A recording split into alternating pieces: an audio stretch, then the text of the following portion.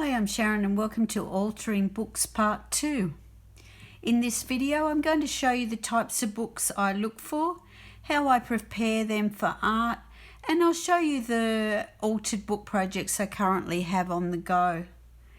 When we talk of altering books, what springs to mind is of course a book with text, with or without illustrations, and the pages are altered in some way with various art materials. But I'm also including ready-made blanks in this one, as I, like these paper blank journals, different types of blank journals. I'm including these types also in this video, because I feel in a sense I'm altering them from their original or usual intention. Some I have taken after being used for one purpose, making notes for instance, and changing the purpose to art journaling. So when I'm looking for a book to alter, the first thing is that it needs to have a hard cover. That's definitely number one for me. Number two is that the book needs to have a bound binding. That is, it's compiled of signatures, and I'm not sure if the camera's picking that up, but it's compiled of sewn signatures that when you open it up to the center of a signature, you can see the stitching. You can of course use any type of book you like, but bear in mind that if you use a book with a glued binding, there's a chance that the pages will start to fall out as you fill the book up with lots of art. Personally, this is not the result I want a chance after spending a long time working in my book. So number three is what condition is the book and pages in? Is the spine ripped and the pages falling out or coming away from the spine? How's the paper? Is it really flimsy? I also consider size. At the moment I'm on a hunt for a mid-size book, about 5 inch by 8 inch, that I can use as a portable grungy type art journal. A mix of stuff like I do in my larger journal that I call fragments, but a smaller version of it. I'd like the right size and feel in my hands, and even better if the cover's a bit beat up and old looking. I have some possibilities here, but this one, although it has the required bound binding and has great headings and quotes in it that I could incorporate into the art, it lies relatively flat to work on. It's just too big in size, too thick, and it's also not quite small, the small enough for the size I have in mind. This one I recently picked up at an op shop. I liked, when I took the dust jacket off, I liked the colour and the look of this. When I had it quickly at a glance, it looked like it had bound signatures, but when I got it home I realized that it is actually glued.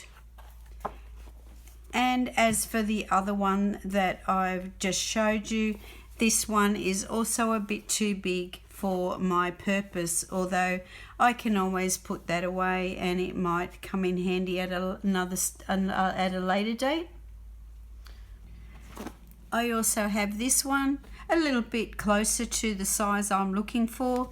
It's actually a sketchbook, so technically not the altered book with text that I would like to work with, but it's closer to the size that I'm looking for. The paper quality in it for a sketchbook is rubbish, because it was quite cheap.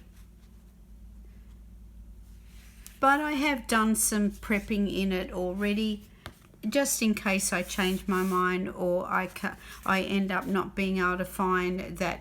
It takes me a lot longer to find that perfect book that I'm looking for. I've added bits of book text, some gesso, things like that.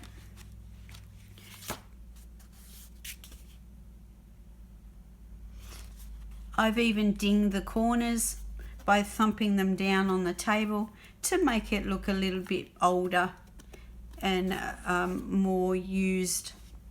So once I've found a book to work in, I prepare it by removing some pages to lessen the bulk. This means as art and collage materials build up, it's not going to explode and break the spine. Pages rip out or become so incredibly wide, I find it hard to work in. Removing pages and how many is a personal preference. I've seen some artists whose books still close fairly well, where others have altered books that have extreme crocodile mouth. If the book and the binding are in good condition, I open it to the center of each signature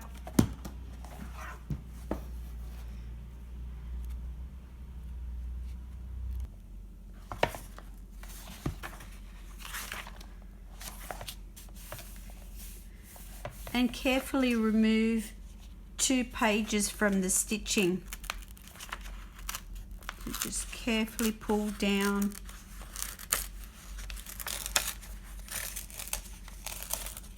So it breaks away from the stitching, and pull away the other half.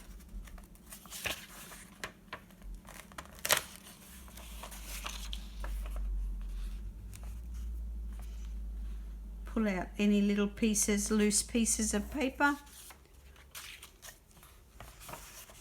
Move to the next signature.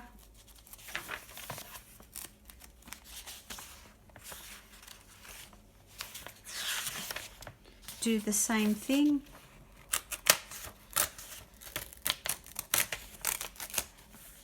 Take your time.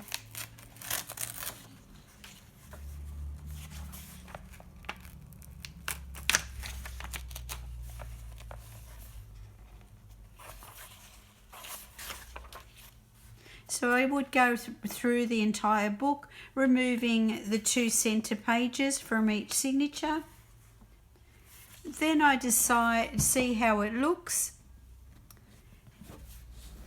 how much bulk that's removed,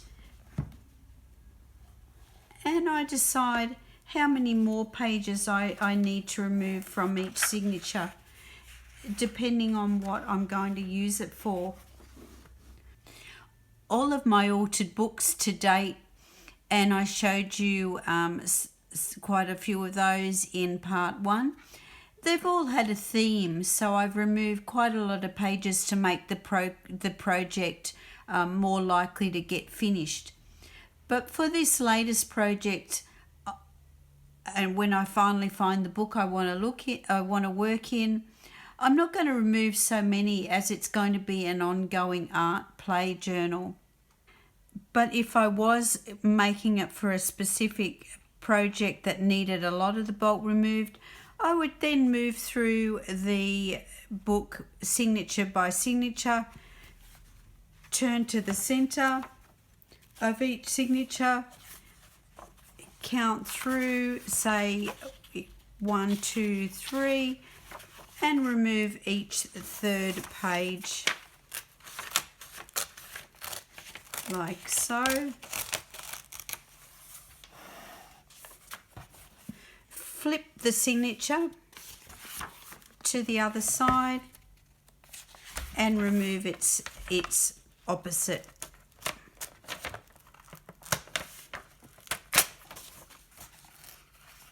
And I keep doing that until I'm happy with the amount of pages I've removed. Doing it this way means that they'll be evenly spaced, and I've removed each page of a pair, so it's not going to fall out. So if I remove one side, the other side's not going to fall out. This next step is personal preference again, depending on the feel and thickness of your paper. But I then go through and I start gluing pairs of pages together. And I'll show you with this one. I glued pairs of pages together, and it's made them into what feels like a bit more like a thin board. It just gives it substance for whatever I then want to add to the page. So I hope this has been a useful guide if you've never altered books before and you're considering giving it a go. Now let's have a look at my latest book projects. I got all excited jumping in and starting quite a few new ones, thinking it might be nice to have a number to pick from and dip into when I'm drawn to them. This was okay in theory, but in reality it's probably not the best idea for me, but I'll see how I go. It can get a bit too overwhelming to have them all out, and if that happens I'll put some away while I finish others. But let's just show you what I've been up to. This one is a slim format paper blanks book that I've had lying around for probably close to 10 years. I was using it as a notebook, but that's function's over. So I decided to start altering the pages, and I'm doing the pages in stages. So the first stage is adding some book page. Then the next stage is I'm going through and I'm adding a little bit of pattern collage, a little bit of washi tape here and there, things like that. When I've completely gone through the book and I've done that stage, perhaps I'll come back through and add a few images. I'm not sure yet. Or maybe a little bit of paint. But I'm really enjoying how this is looking.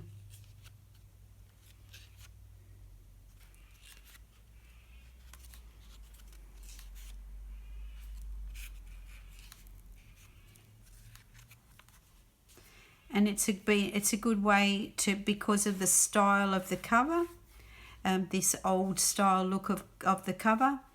It's a great use of my marbled papers, antique looking images, things like old world maps, illuminated manuscript, that kind of thing. I really enjoyed how I've left with a lot of the pages. I let the roughness of the page hang over the edge, and I love the look that's created.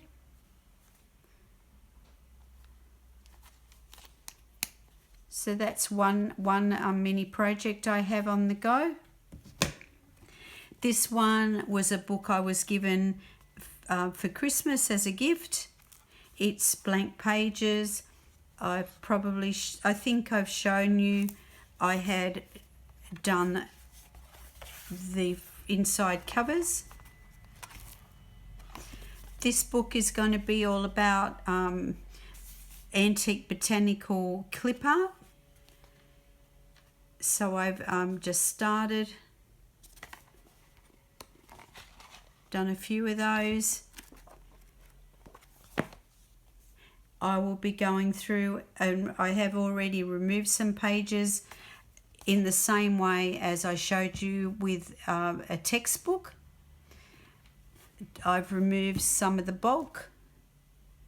I'm not sure yet. I may still need to remove even more because it is going to be a book full of collage.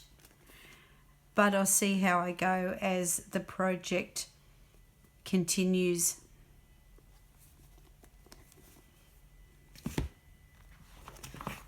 This one was a little planner. I think it was a 2015 or 2016. Again, another gift. And I'm filling it with beautiful Art Nouveau papers and images.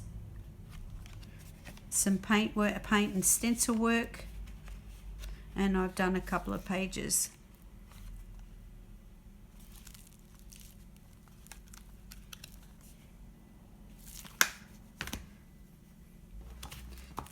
This one was another paper blank,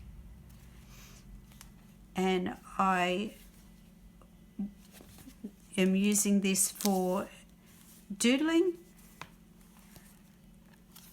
I've only done a few pages, but I did the same thing again, removed the bulk, removed a lot of the bulk, glued pages together, and went through and painted up the backgrounds ready for drawing on.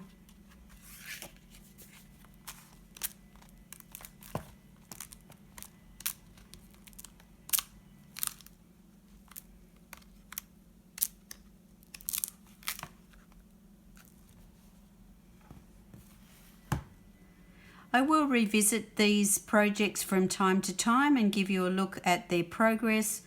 But in the meantime, thanks for watching and bye for now.